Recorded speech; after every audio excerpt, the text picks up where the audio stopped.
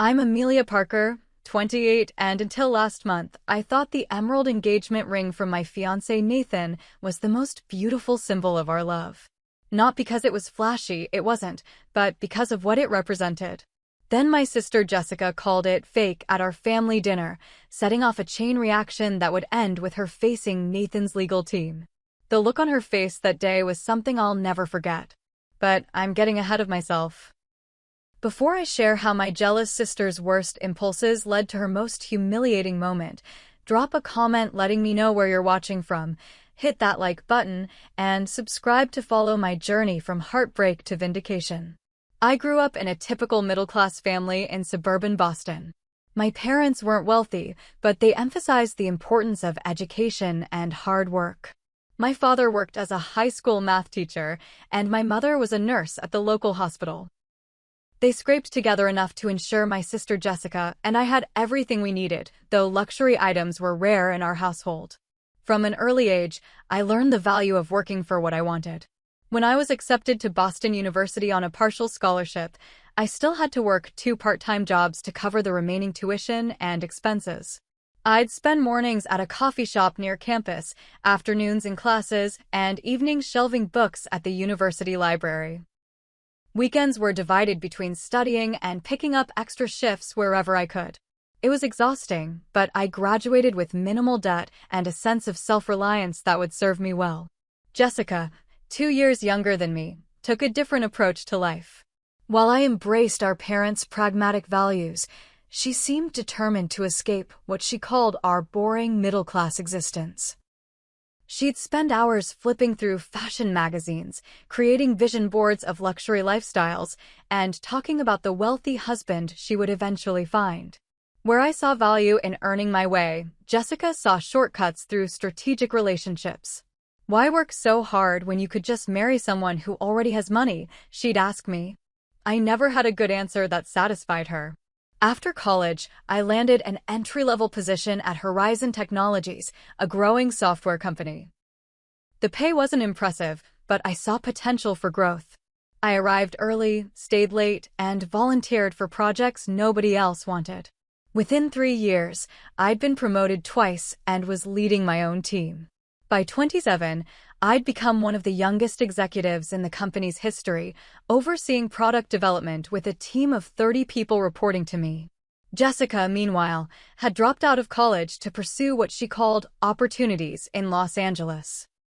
From what I gathered through her Instagram posts and occasional calls home, these opportunities mainly involved attending industry parties, dating minor celebrities, and working odd jobs that put her adjacent to wealth and influence.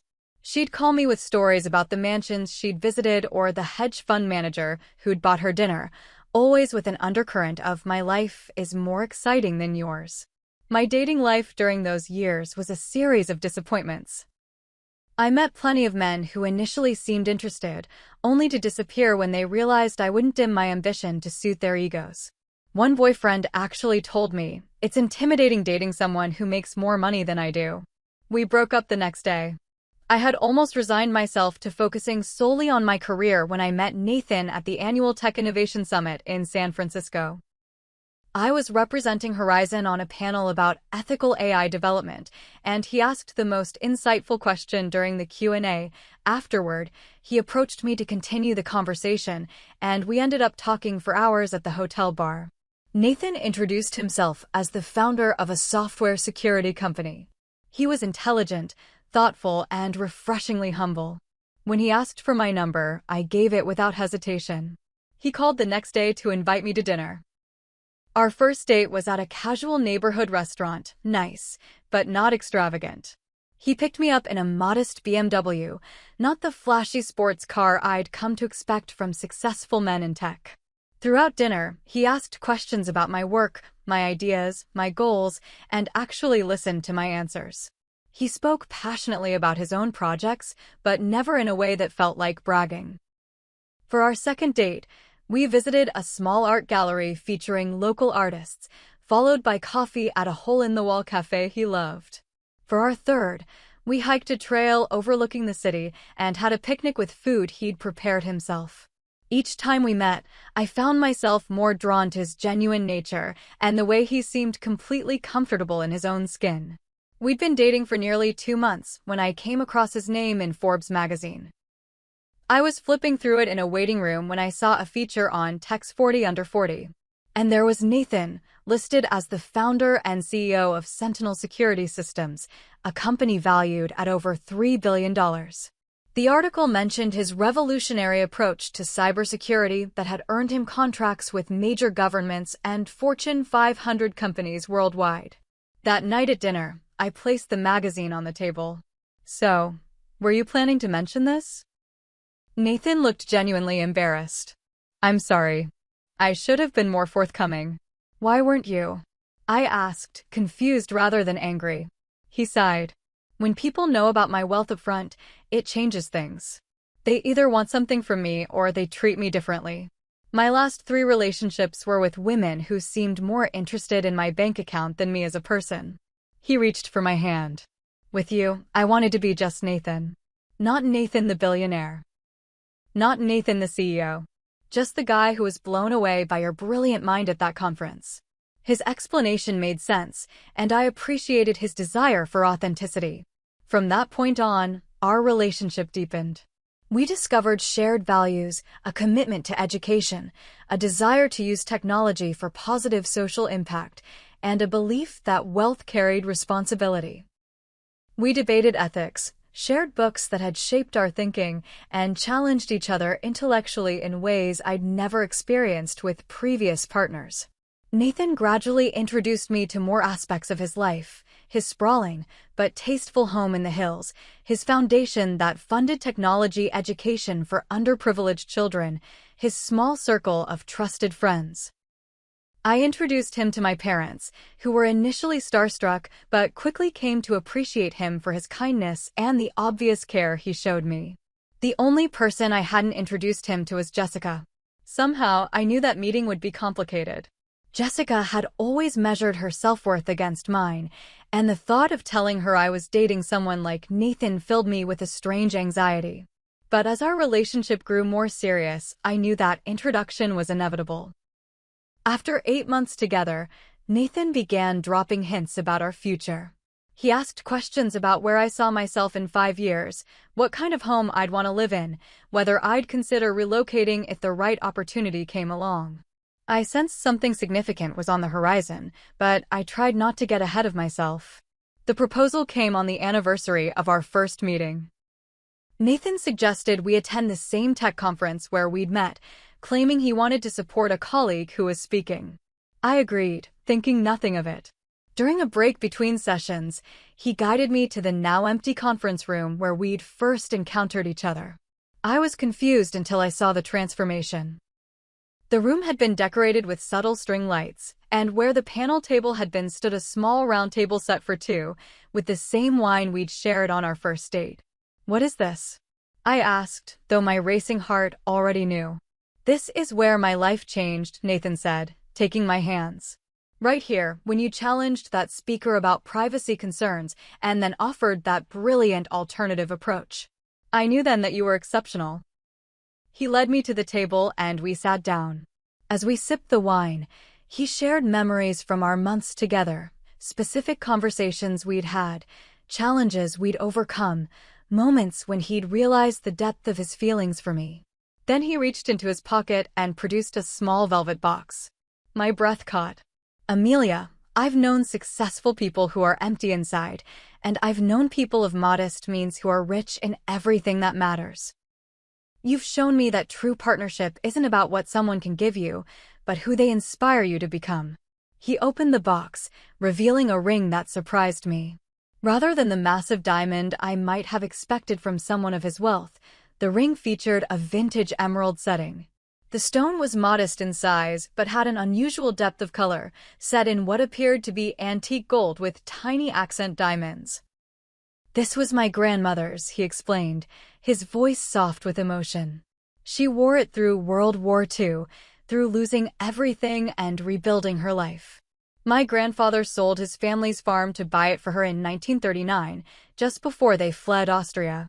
She had to hide it many times, once by sewing it into the hem of her coat. To me, it represents resilience, hope, and the kind of love that endures through the darkest times. He looked into my eyes.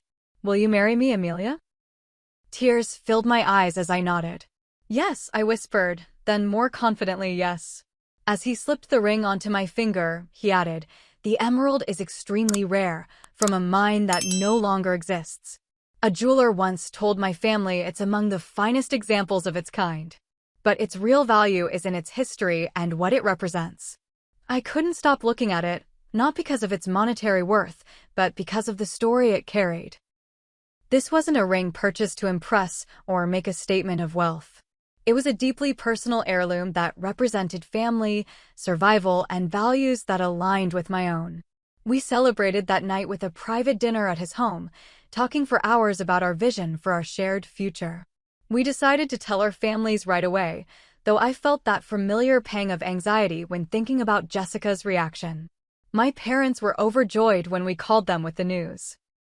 My mother cried happy tears, and my father, usually so reserved, told Nathan he couldn't have wished for a better partner for his daughter. They immediately invited us for dinner the following weekend. Should we invite Jessica? My mother asked tentatively, aware of the complicated dynamics between us. Of course, I said, wanting to include my only sibling in this important moment. I'll call her myself. Jessica answered on the fourth ring. Hey sis, what's up? I'm actually at this amazing rooftop party in Hollywood right now. You wouldn't believe who's here. I took a deep breath. I have some news, Jess. I'm engaged. There was a pause. Engaged? To that tech guy you've been seeing? Wow, that was fast. Her tone was difficult to read. His name is Nathan, and yes, we're really happy. Well, congrats. You'll have to tell me all about it. And I have news too, I'm dating Bradley Wilson. Yes, that Bradley Wilson, the real estate developer. He's absolutely loaded. Of course, Jessica had found a way to compete with my news. That's great, Jess. Mom and Dad are hosting a dinner for us this weekend. Can you come? I'd really like you to meet Nathan.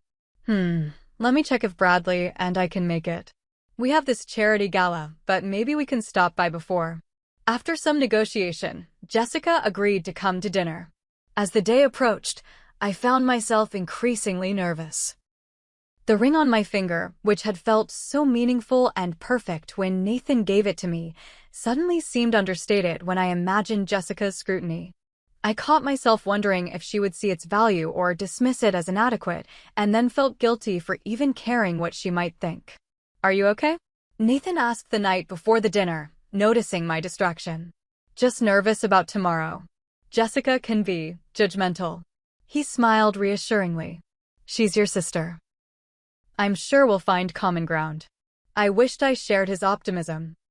My mother had gone all out for the dinner, using her best china and preparing Nathan's favorite salmon dish that I'd mentioned to her. My father had cleaned the house meticulously and seemed unusually invested in the wine selection. Their efforts to impress Nathan touched me, especially since he was the last person to judge anyone based on such things. Nathan and I arrived early to help with preparations. He immediately charmed my parents by rolling up his sleeves to help in the kitchen and engaging my father in a detailed conversation about his latest woodworking project. Watching him fit so seamlessly into my family filled me with contentment. That feeling evaporated the moment Jessica's BMW SUV pulled into the driveway, followed by a gleaming Porsche. She emerged from the passenger side of the Porsche wearing what appeared to be a brand new designer dress, her neck and wrists adorned with obviously expensive jewelry. The man who stepped out of the driver's side was tall, tanned, and looked exactly like the type of wealthy show-off Jessica had always been attracted to. Family. Jessica called out as she entered without knocking. Sorry, we're a tiny bit late. Bradley had a quick call with his investors in Dubai. She air-kissed my mother's cheeks, hugged my father briefly, then turned to Nathan with an appraising look.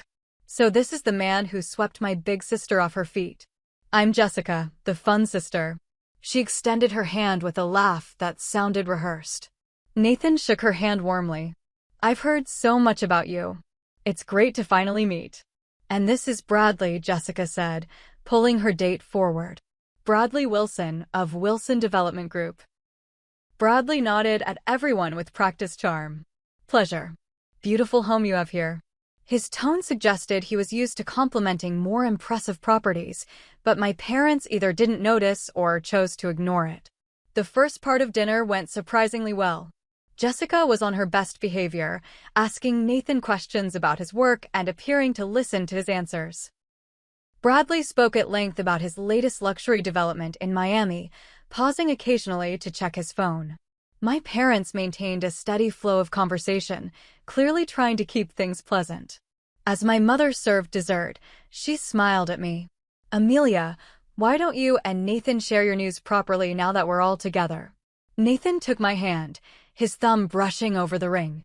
"I've asked Amelia to marry me, and I'm the luckiest man alive because she said yes." My father raised his glass. "To Amelia and Nathan. We couldn't be happier. Let's see the ring," Jessica exclaimed, reaching for my hand before I could extend it. I watched her face as she examined the emerald. Her expression shifted from anticipation to confusion to something that looked like disappointment. "Oh," she said finally. "It's unique. Very vintage." It was Nathan's grandmother's, I explained, hearing the defensive note in my voice. "It has an amazing history." "How special," Jessica said in a tone that suggested the opposite. She turned to Bradley. "Honey, remember that ring we saw at Cartier last week? The one with the 5-carat diamond?" Bradley nodded absently, his attention on his phone. "Nathan's grandmother wore this through World War II," I continued, wanting everyone to understand its significance. "It's incredibly meaningful to his family." "Of course, sentimental value is so important," Jessica said with a tight smile. "It's nice when a man gives you something from his heart rather than his wallet."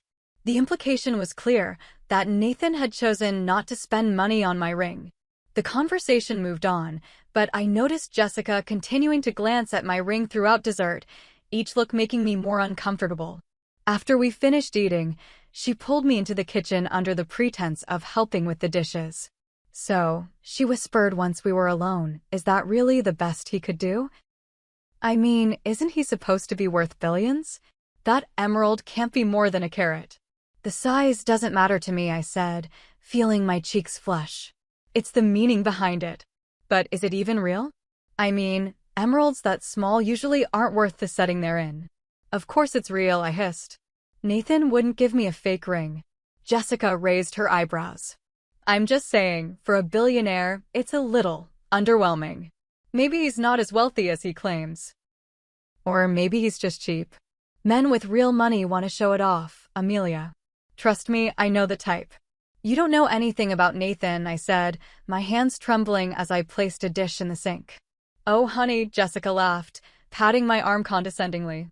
"I'm just looking out for you. I'd hate to see you marrying a guy who talks a big game but can't even spring for a decent ring."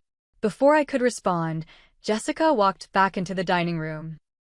I followed, trying to compose myself, only to hear her announcing loudly, "I was just telling Amelia she should get that ring appraised.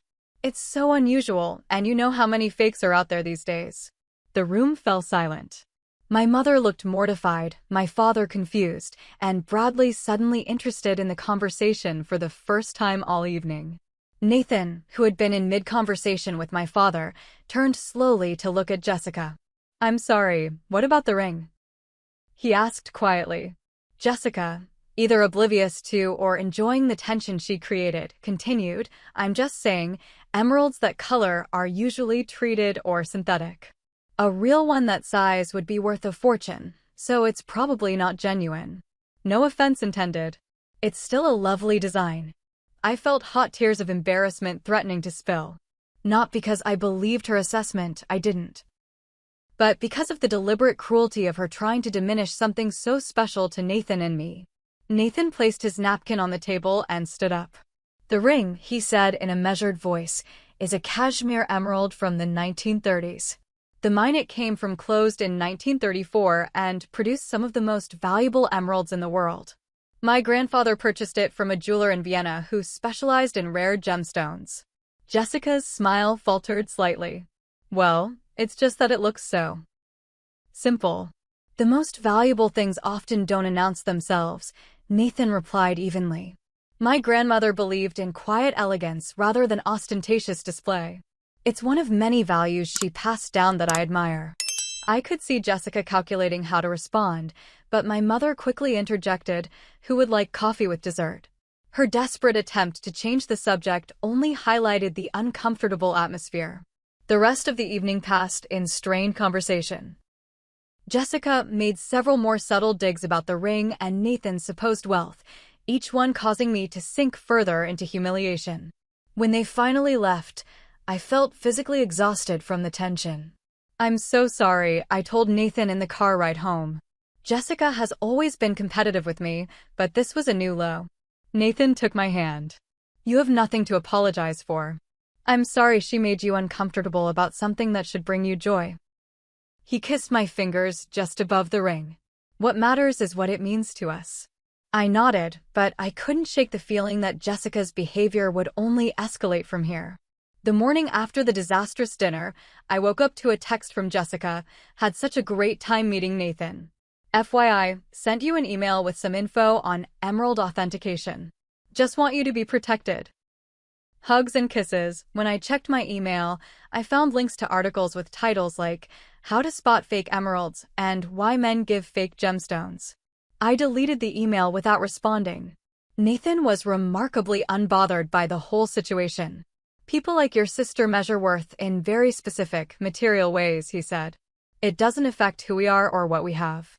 I tried to adopt his perspective, but Jessica wasn't making it easy. Within days, she'd posted several not-so-subtle Instagram stories featuring close-ups of her own jewelry collection with captions like, "Real recognizes real," and "When he loves you enough to get the best." She never mentioned me directly, but the timing made her target clear. Then came the group text to our extended family, announcing Bradley had taken her shopping at Tiffany's for a just because gift, a diamond bracelet she made sure to photograph next to a champagne glass. My cousin Megan called me immediately. "What's going on with Jessica?" She called me yesterday asking if I'd seen your engagement ring, and then went on this weird rant about how some men try to fool women with fake stones. She's convinced Nathan is either lying about his wealth or too cheap to buy me a proper ring, I explained, the words leaving a bitter taste in my mouth. "That's ridiculous," Megan said. "Anyone who's spent 5 minutes with Nathan can tell he adores you. And isn't that ring a family heirloom?" "Yes, but Jessica seems to think that's just an excuse." Similar conversations played out with other family members and friends as Jessica's Whisper campaign spread. Most people dismissed her insinuations, but the constant need to explain and defend was wearing me down. 2 weeks after the dinner, my mother called, her voice hesitant. "Honey, is everything okay with you and Nathan?" Jessica mentioned something about his company having financial problems. "What?" "No, his company is doing extremely well." Where would she get that idea? "I don't know. She said something about him not being listed on some recent wealthy people ranking that he was on before." "I'm sure it's nothing." I felt a surge of anger. Jessica was now fabricating stories to support her narrative that Nathan wasn't really wealthy. That evening, I discovered just how far the rumors had spread when Nathan came home looking troubled. "Is something wrong?" I asked. He hesitated before answering. "I had a strange conversation with a potential investor today. He asked if the rumors about Sentinel having liquidity issues were true." My stomach dropped. "That's not possible." That's what I said. When I pressed him on where he'd heard this, he mentioned he was at a dinner party where a woman dating a real estate developer named Bradley had been discussing it. The realization that Jessica's petty jealousy was now potentially affecting Nathan's business relationships pushed me from hurt to furious. "I'll talk to her," I promised. "This has to stop."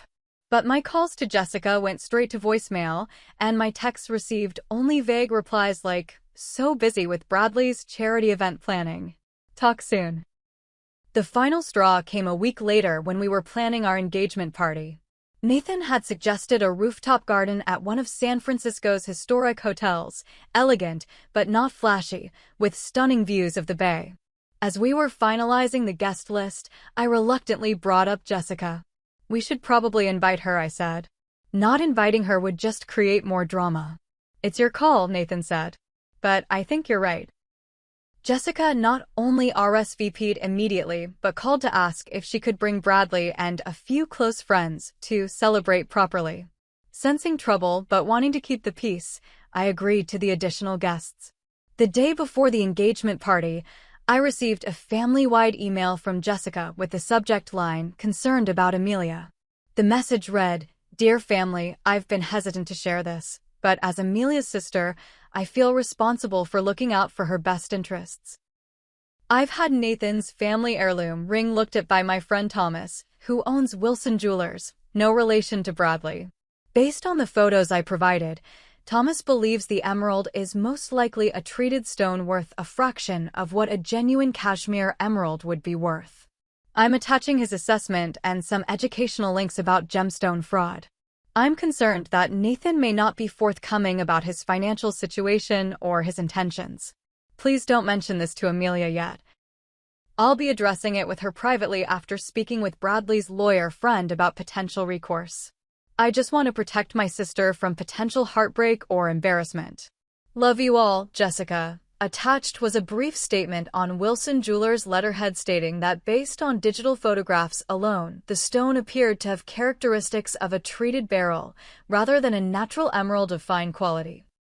I forwarded the email to Nathan without comment, my hands shaking with rage and humiliation. He called me immediately.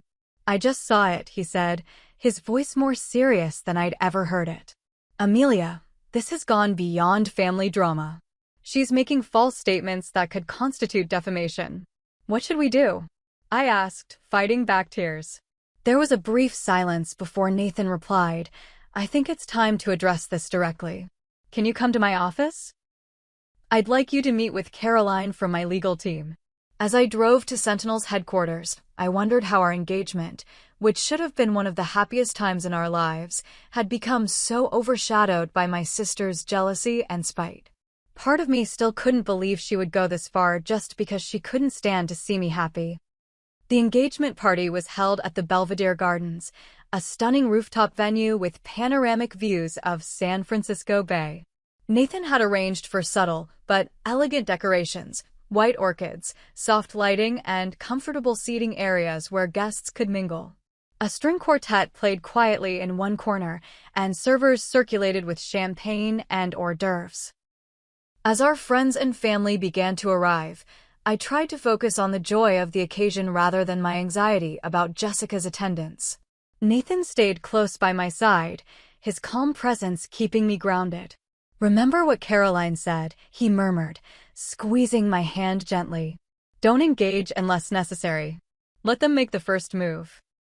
Caroline Pierce, the head of Nathan's legal team, had spent 2 hours with us the previous day, outlining a strategy for handling Jessica's escalating behavior.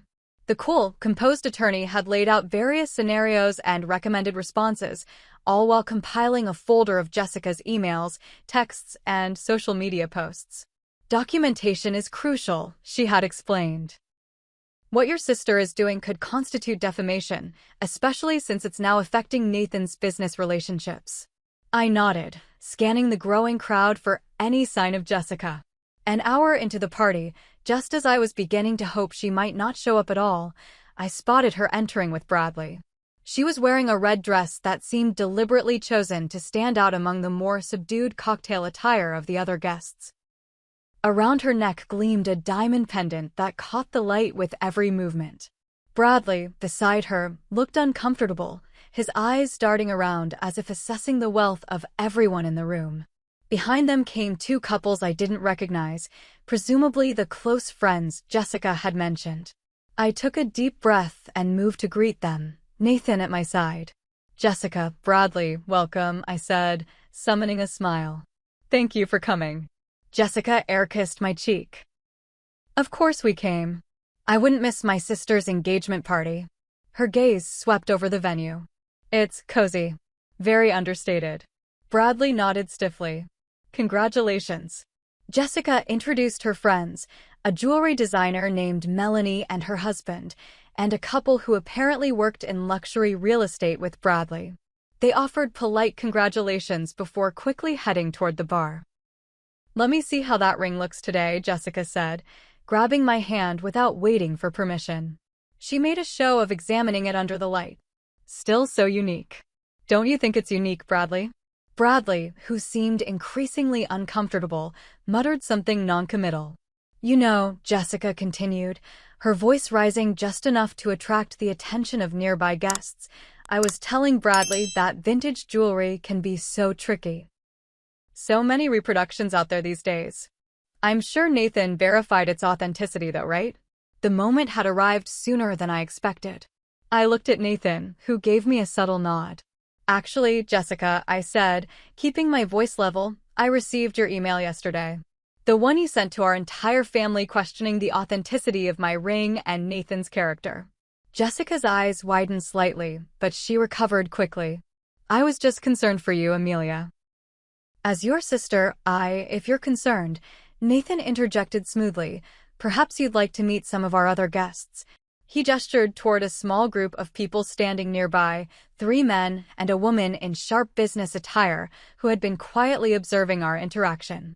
"Jessica, this is Caroline Pierce, the head of my legal team. And these are her colleagues from Pierce, Goldstein, and Shaw." Caroline stepped forward, extending her hand with a professional smile. "Ms. Parker, we've heard so much about you. Your recent email to your family made for particularly interesting reading." Jessica's face paled slightly as she shook Caroline's hand. I'm not sure what you mean." "We'll be happy to clarify," Caroline said pleasantly. "We've been documenting your statements about Nathan and the ring he gave your sister. Statements that appear to be both false and potentially damaging to both his personal reputation and business interests." "Documenting?" Jessica repeated, her voice rising. "That's ridiculous. I was just looking out for my sister." "By distributing a fraudulent gemstone assessment based on photographs to her entire family?" Caroline asked, her tone still conversational though her eyes had hardened. "By suggesting to potential investors that Sentinel Security Systems is experiencing financial difficulties? Those actions go beyond sisterly concern, Miss Parker." Bradley, who had been listening with increasing alarm, took a step back. "Jessica, what is she talking about?" Jessica shot him a panicked look. "Nothing. They're exaggerating." Caroline opened a slim portfolio she'd been carrying. "We have prepared documentation for a potential defamation lawsuit, should your behavior continue. But first, perhaps you'd be interested in the actual provenance of Amelia's ring?" Without waiting for a response, she handed Jessica a document bearing the letterhead of Griffin & Sons, one of the world's most respected jewelry appraisers. "This is the most recent authentication and appraisal of the ring, completed last year for insurance purposes," Caroline explained. "As you can see, it confirms that the emerald is indeed a natural, untreated cashmere specimen of exceptional quality. The appraised value is noted on page 3. Jessica's hands trembled slightly as she turned to the 3rd page. Her eyes widened, and she quickly tried to hand the document back. "The ring is insured for $2.7 million, Caroline continued, loud enough for those nearby to hear. "It is considered museum quality due to both its gemological properties and its historical significance. The Austrian noble family that originally owned it has documented its provenance back to 1843. A small crowd had gathered around us now, including Jessica's friends and several of our family members. Jessica's face had gone from pale to bright red. "There must be some mistake," she stammered. "My friend Thomas said," Yes, Thomas Wilson," Caroline interrupted. "We spoke with him this morning. He was quite distressed to learn that you had distributed what appeared to be his professional assessment. He confirmed that he never physically examined the ring and explicitly told you that no reputable jeweler would authenticate a stone based solely on photographs. He has provided us with a signed statement to that effect." Bradley was now staring at Jessica with a mixture of embarrassment and anger. "You told me your jeweler friend had seen the ring in person. You said he was certain it was fake." I thought he meant." Jessica was floundering, looking desperately around the circle of observers. "Miss Parker," Caroline continued relentlessly, "we are prepared to pursue legal action for defamation, both on personal and business grounds. The estimated damages to Sentinel's security systems alone, based on the investor who withdrew interest after hearing rumors from you, could exceed $5 million. $5 million.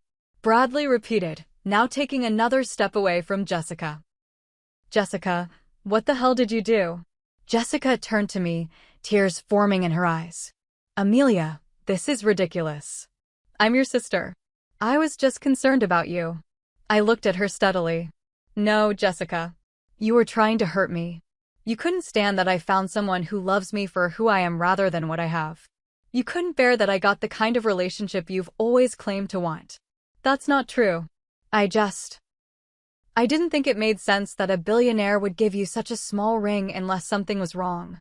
The only thing wrong, Nathan said quietly, was the assumption that worth is measured by ostentation rather than meaning. Jessica looked around at the circle of faces, some sympathetic, others disapproving, but all clearly aware of what she had done. Her friends were edging away, clearly not wanting to be associated with the scene. Bradley was already halfway across the room, deep in conversation with someone else. I need to go, Jessica whispered, tears now flowing freely. She turned and hurried toward the exit, fumbling with her purse, her carefully constructed image of sophistication completely shattered. As she disappeared through the door, Caroline closed her portfolio. Well, I think that went about as expected. Nathan turned to the gathered guests. Please, everyone, continue enjoying the party. The night is about celebrating love, not dwelling on misunderstandings. As the crowd dispersed, Nathan put his arm around me. Are you okay? I nodded, though I felt a complex mix of emotions: relief that Jessica's campaign had been stopped, sadness that my own sister had been willing to go so far to hurt me, and lingering anger at the weeks of stress she'd caused. I think I need a moment, I said. Nathan nodded understanding, and I made my way to a quiet corner of the rooftop garden. Looking out over the twinkling lights of San Francisco, I tried to process what had just happened. Jessica had always been competitive, but I'd never imagined she would risk legal consequences just to undermine my happiness. What kind of emptiness must she feel to go to such lengths? My thoughts were interrupted by my parents, who approached hesitantly. Amelia, my mother said, her eyes sad. We're so sorry. We had no idea Jessica was doing all this. We should have seen it, my father added. The signs have been there since you were children. Jessica always had to have what you had, be better than you at everything. It's not your fault, I assured them. But we never addressed it, my mother insisted. We thought it was normal sibling rivalry, but it was more than that. She's been competing with you her entire life, and we never helped her find her own path. We talked for a while longer, my parents sharing insights about Jessica's childhood behaviors that now seemed like clear warning signs: her distress when I received praise, her need to diminish my accomplishments, her increasing focus on material possessions as markers of success. Eventually, Nathan came to check on me, and together we rejoined the party. Despite the dramatic confrontation, the celebration continued successfully, with many guests later telling us it was one of the most memorable engagement parties they'd ever attended, though perhaps not for the reasons we'd originally intended. As the evening wound down, Caroline approached us one last time. I don't think she'll continue her campaign after tonight, but we'll monitor the situation. If you prefer to move forward with legal action regardless, we can discuss that next week. What do you think? Nathan asked me. I sighed. Let's wait and see. She's still my sister, despite everything. Caroline nodded. For what it's worth, I think that's the right call. Sometimes the possibility of consequences is enough to change behavior. As the last guests departed and we prepared to leave ourselves, I looked down at the ring on my finger, the ring that had become the unexpected catalyst for so much drama. In the soft evening light, the emerald seemed to glow with an inner fire, a reminder that true value isn't always visible on the surface.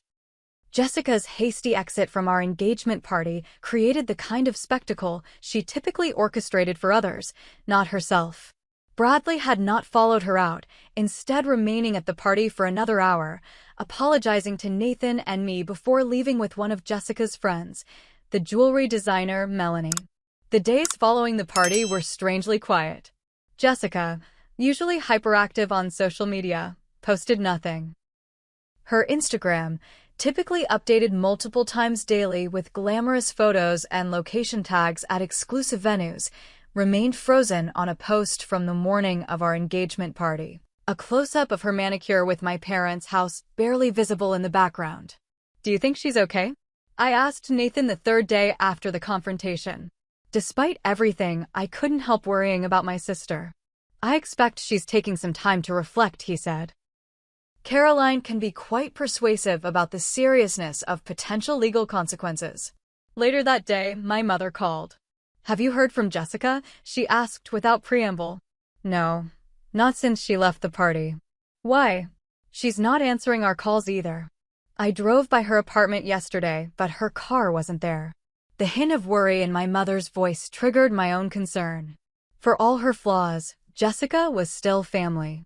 "I'll try reaching out to her, I promised." My text to Jessica was simple: "Just checking that you're okay. Let me know if you want to talk." Hours passed with no response. I was about to call Bradley, despite my reluctance to speak with him, when my phone finally chimed with a message from Jessica. "I'm fine. Staying at a hotel for a few days. Need space." At least she was safe. I relayed the information to my parents, who seemed relieved if still concerned. A week after the party, Nathan received an unexpected update from Caroline. "Bradley Wilson called the office this morning," she informed us over speakerphone. "He wanted to make it clear that he had no knowledge of Jessica's actions regarding the ring or the company rumors, and that they are no longer seeing each other." "He broke up with her?" I asked, surprised despite myself. Jessica was usually the one who ended relationships, typically when she spotted a more advantageous prospect. According to him, yes. He seemed quite concerned about potential association with the situation. The knowledge that Jessica had lost the relationship she'd been so eager to flaunt should have felt like poetic justice, but instead, it just added to my complicated feelings about the whole situation. I couldn't imagine she was taking it well. 2 days later, I received a text from a mutual friend. "FYI, ran into Jessica at Westfield Mall. She looked rough. Said something about her perfect life falling apart because of family betrayal. Thought you should know." I showed the message to Nathan. "This is getting ridiculous. I didn't betray her. She attacked us and got caught." "True," he agreed. "But people often rewrite narratives to protect themselves from guilt. Jessica needs to see herself as the victim here, not the aggressor." Nathan's insight made sense, but it didn't lessen my frustration.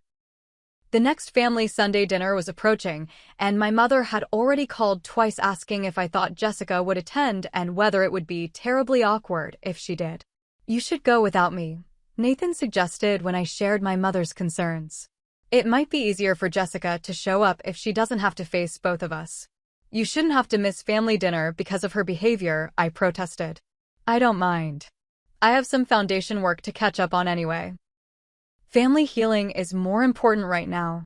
So I attended dinner alone, only to find that Jessica didn't show up after all. My parents were visibly disappointed, though they tried to hide it. Throughout the meal, they carefully avoided mentioning Jessica or the engagement party confrontation, creating awkward pauses in the conversation whenever we approached adjacent topics. As I was helping clear the table, my father finally broke the silence. "Your mother and I have been talking," he said hesitantly. "About Jessica and you." I braced myself. "What about us?" "We've been looking back, trying to understand how things got to this point." He set down the plates he was carrying and rubbed his forehead. "I think we may have unintentionally contributed to Jessica's competitiveness with you." My mother joined us, nodding in agreement. "You were always so self-sufficient, Amelia. You did well in school without our pushing, you got scholarships, you built your career through hard work. We were so proud, but maybe we praised you in ways that made Jessica feel she couldn't measure up," my father finished. "And instead of helping her find her own path, we just kept holding you up as the example." I leaned against the counter, considering their words. There was some truth to them. Jessica had grown up hearing, "Why can't you be more like your sister?" more times than I could count. That might be part of it, I acknowledged. But we're adults now. She's responsible for her own actions. Of course, my mother said quickly. What she did was wrong. But understanding why might help us move forward. By the time I left my parents' house that evening, we had talked more openly about Jessica than we ever had before. They shared stories of her childhood insecurities, her early patterns of trying to one-up me, and their own uncertainty about how to handle it. I left with a more nuanced understanding of my sister, though it didn't excuse her recent behavior. 3 weeks after the engagement party, I was immersed in wedding planning when I received a text that stopped me in my tracks. It was from Jessica. Can we talk? In person? Neutral location? I stared at the message for several minutes before showing it to Nathan. It's your call, he said. But if you do meet her, choose somewhere public. After careful consideration, I suggested a coffee shop halfway between our apartments. Jessica agreed immediately. When I arrived the next day, I almost didn't recognize her.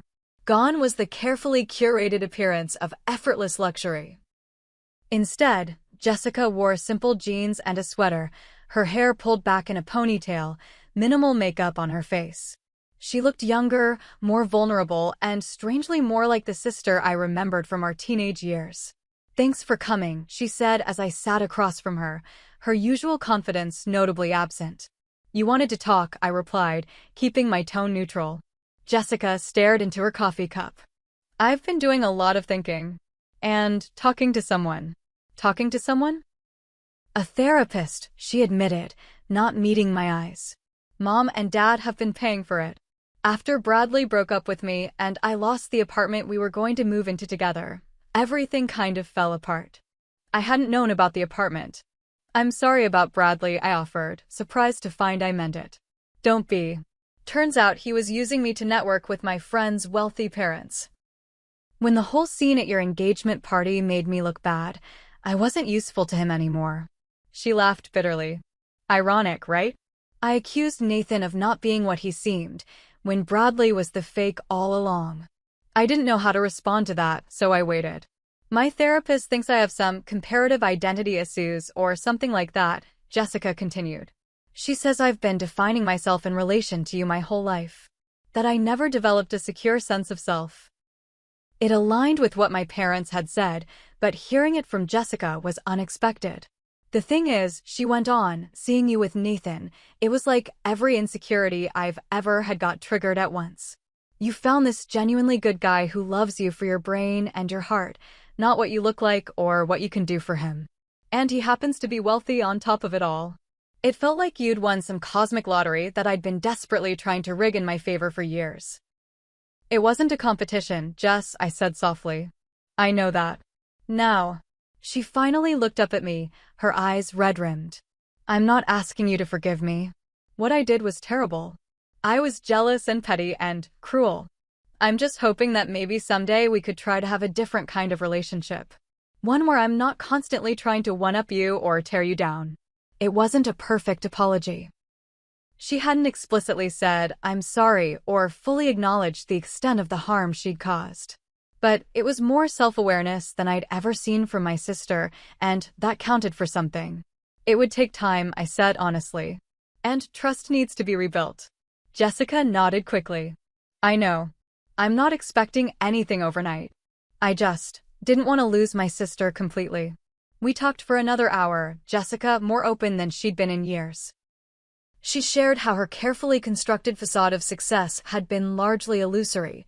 The designer clothes bought on credit cards, the access to exclusive events gained through questionable friendships, the constant anxiety of maintaining appearances. She was drowning in debt and had been counting on marriage to Bradley to solve her financial problems. I'm moving back home with Mom and Dad for a while, she admitted. I need to get my finances in order. Maybe finish my degree finally. When we parted, we didn't hug, but there was a tentative warmth between us that had been absent for years. It wasn't reconciliation, not yet, but it was a beginning. Over the following months, as Nathan and I planned our wedding, Jessica maintained a respectful distance while making small efforts to rebuild trust. She sent a handwritten apology note to Nathan. She attended family dinners without making scenes. She even offered to help with wedding preparations in modest ways that didn't put her at the center of attention. Do you think she's really changed? Nathan asked after Jessica had dropped off some wedding magazine clippings that actually aligned with our taste. I think she's trying, I replied. And that's something I wouldn't have believed possible a few months ago. 6 months after the confrontation at our engagement party, I stood in a dressing room at the historic Fairmont Hotel, where our wedding would take place in just 2 hours. My mother was adjusting my veil while my friend Megan made last-minute touches to my makeup. The florist just finished setting up, Megan reported, checking her phone. Everything looks gorgeous. There was a soft knock at the door, and Jessica's voice called, "Can I come in?" My mother glanced at me questioningly. Jessica had been invited to be a bridesmaid, a decision I'd made after months of her consistent efforts to rebuild our relationship, but I'd half expected her to find some way to draw attention to herself today. "Come in," I called. Jessica entered, already dressed in the sage green bridesmaid dress we'd selected. Her hair and makeup were exactly as we'd planned with the stylists, elegant but not overshadowing the bride. Most surprisingly, she wore minimal jewelry. Small pearl earrings and a simple bracelet. "Wow," she said softly, seeing me in my dress for the first time. "Amelia, you look absolutely beautiful." The sincerity in her voice brought unexpected tears to my eyes. "Thank you. Can I have a moment alone with Amelia?" Jessica asked my mother and Megan, who exchanged glances before nodding and stepping out. When the door closed, Jessica took a deep breath. "I wanted to give you something. It's not much, but..." She handed me a small wrapped package. Inside was a delicate embroidered handkerchief with my new initials in blue thread. "Something blue for the wedding," Jessica explained. "I made it myself. I've been taking a needlework class as part of my therapy, something about mindfulness and creating rather than acquiring." I ran my fingers over the neat stitches, touched by the personal effort. "You made this?" Jessica nodded, looking both proud and embarrassed. "It's my first completed project. The teacher said I have a natural eye for detail." "It's beautiful, Jess." "Thank you." She hesitated, then added, "I also wanted to say something about your ring." My hand instinctively went to the emerald on my finger, still a source of occasional anxiety when Jessica was around. "I was wrong about it," she said simply. "Not just factually wrong about its value, but wrong about what makes something valuable." I was so caught up in appearances that I couldn't see what was right in front of me. "Your ring is beautiful because of what it represents, a love that's survived hardship and remained true. That's worth more than any diamond Bradley could have bought to show off his status." I couldn't speak for a moment, overwhelmed by this unexpected validation from the person whose criticism had once hurt so deeply. "Thank you for saying that," I managed finally. "It means a lot coming from you." Jessica smiled, a genuine smile without the competitive edge I'd grown used to seeing. "Nathan's a good man. I'm happy for you both. Really." As she turned to leave, I called, "Jess? I'm proud of the work you're doing. On yourself, I mean." Her eyes brightened with unshed tears. "Thanks. It's harder than I expected, but better too." The wedding ceremony was everything Nathan and I had hoped for: intimate, meaningful, and focused on our commitment rather than spectacle. Nathan's grandparents' wedding bands had been resized for us, complementing my emerald engagement ring with their own history of enduring love. During the reception, I noticed Jessica chatting comfortably with Caroline Pierce, the attorney who had once presented her with potential legal consequences. They appeared to be having a genuinely pleasant conversation, with no sign of the tension that had characterized their first meeting. "What do you think they're talking about?" I asked Nathan as we shared our first dance. He glanced over my shoulder and smiled. "Based on Caroline's gestures, I'd say law school." "Your sister mentioned she's considering it, didn't she?" Indeed, Jessica had recently begun exploring the possibility of finishing her undergraduate degree and applying to law school, a direction none of us had anticipated, but that seemed to energize her in a way her previous pursuits never had. From spreading rumors to studying defamation law, I mused. That would be quite a transformation.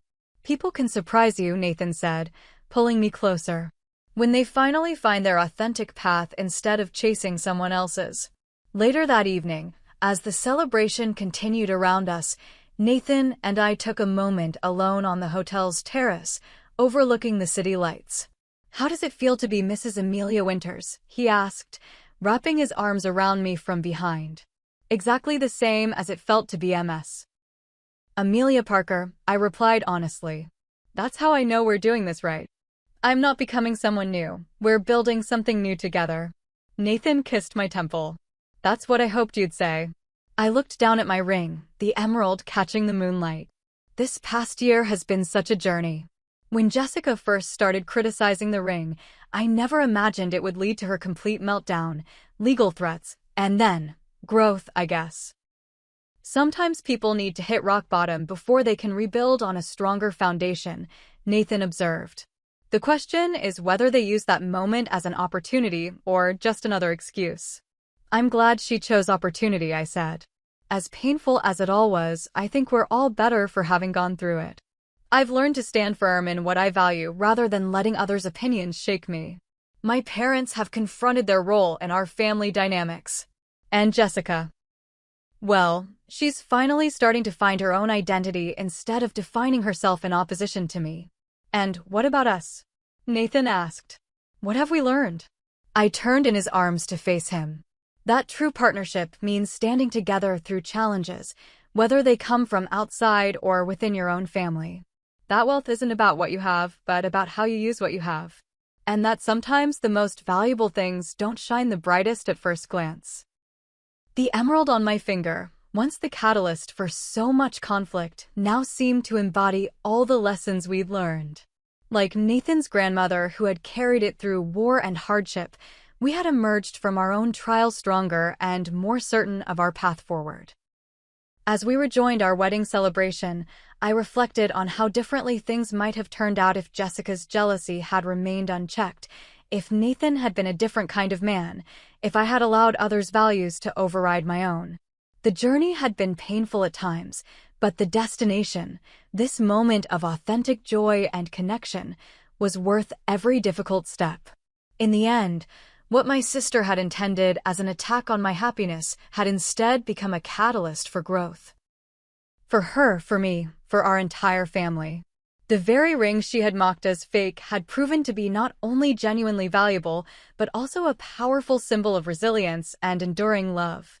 And in confronting her jealousy and finding her own path forward, Jessica had finally discovered something more precious than any jewel, the beginning of her authentic self. What about you?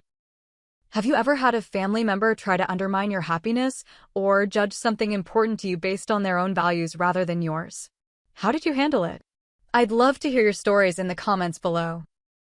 And if you enjoyed hearing about how my Billionaire Fiancé's legal team helped put an end to my sister's jealous campaign, please like this video, subscribe to my channel, and share with anyone who might need a reminder that sometimes standing up for yourself is the kindest thing you can do, both for yourself and for those who need to learn important life lessons. Thank you so much for watching, and remember, true value isn't always visible at first glance.